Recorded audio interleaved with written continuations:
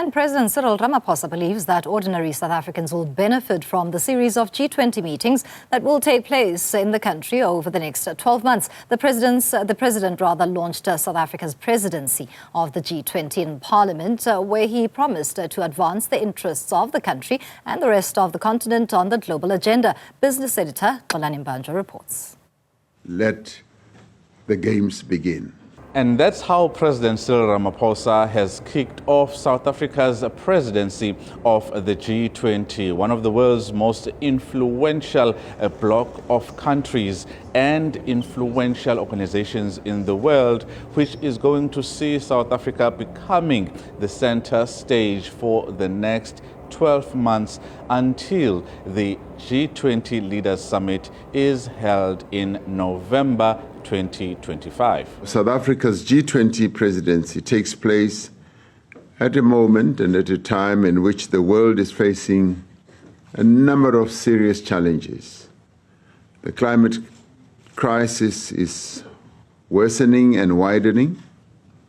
Across the world, billions of people are affected by underdevelopment, inequality, poverty, hunger, as well as massive unemployment. Ramaphosa was very clear in that South Africa is going to advance its own agenda as an investment destination.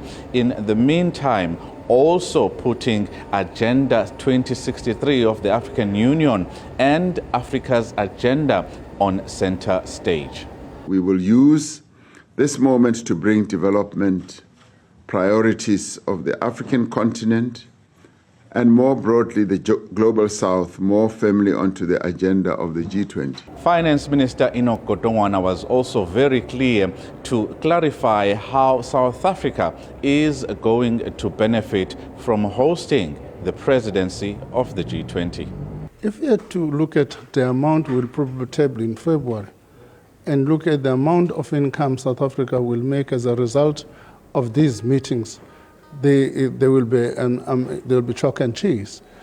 Although a member of the GNU, the Democratic Alliance, was also clear in what they expect the G20 to be about. South Africa has been the sole African member state for the last just over 20 years of the G20.